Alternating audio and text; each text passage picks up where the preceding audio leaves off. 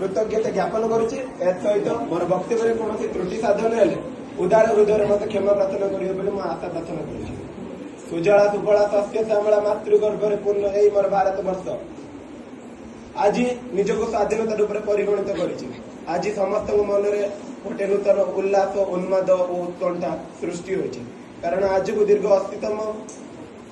80 वर्ष पूर्व मोर ये भारत वर्ष निजक स्वाधीनता रूप में घोषणा करथिला दीर्घ 200 वर्ष पूर्व इंग्रज मैंने आम देश को वाणिज्य करने उद्देश्य आम देश उपनिवेश मान स्थापन करते आम देश कंचा माल स्वदेश को नहीं निजर ज्ञान कौशल कारीगरिता बल गोटे सुंदर रूप दे आम भारत अधिक दर में बिक्री करते समय क्रमे भारतीय दुर्बलता को परिलक्षित कर भारत को शासन करने को लगे भारत मान को निजर गुलामी कर भारत अनेक सुना रूपा हीरा लीलावती मोती माणिक्य निज देश को लुटि नहीं जाते एवं भी कोहिनूर हीरा देश मौजूद रही से भारतीय कला वर्गर लोक मान घृणा करते नीच दृष्टि रखुते से गोरा लोक मान द्वारा निर्मित होटेल मानक लिखा जाता Indians and dogs are not allowed यार अर्थ भारतीय कुकुर प्रवेश निषेध यही सबूर अत्याचार अन्याय अनीतिर सीमा स्तरीकृत होगा फल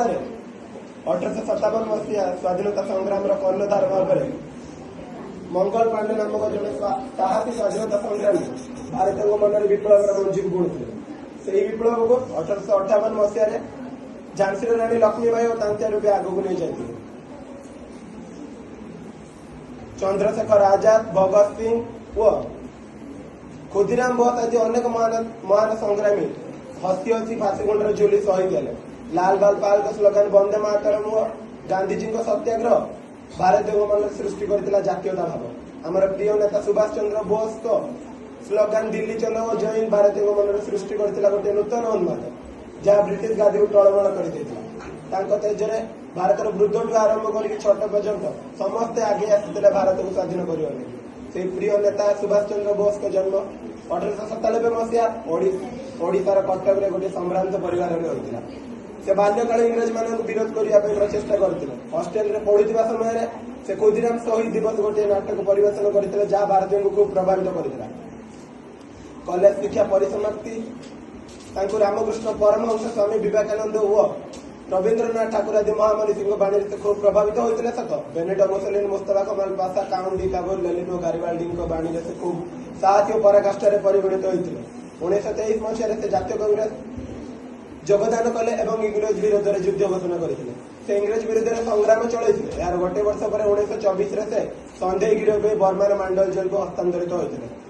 जेल रू मुकुड़ी गांधीजी सहित त्रिपुरा अधिवेशन से योगदान करते गांधीजी मत भारत को स्वाधीन करने सत्य और अहिंसा मार्ग अवलंबन करने को पड़ता चरमपंथी न हो नरमपंथी देश को स्वाधीन करने गांधीजी चाहते गांधीजी कहते आम देश को स्वाधीन करवा किंतु गोटे गाल चापुड़ मारे आम अन्य गालटी को देखाईदेवा कि नेताजी सुभाष चंद्र बोस मत संपूर्ण अलटा था से कहते आम देश को स्वाधीन करने नरमपंथी न चरमपंथी अवलंबन करवा इटार जवाब पत्थर देवा से जातीय कांग्रेस रु 1939 मसीह ओहरी आसिले गांधीजी दूर में भारत को स्वाधीन करने स्वप्न देखिले 1939 मसीहा मे 3 से फॉरवर्ड क्लब नामक संगठन कर इंग्रज मान विरोध में युद्ध घोषणा करते 1941 मसीह से भारत त्याग कले जर्मन रे पहुंची सेठी स्वाधीन भारत केंद्र प्रतिष्ठा कले फ्री इंडिया नामक आर्मी गठन कर इंग्रज विरुद्ध में संग्राम चलाई द्वितीय विश्व युद्ध चली समय इंग्रज मैंने आम भारत अनेक सैन्य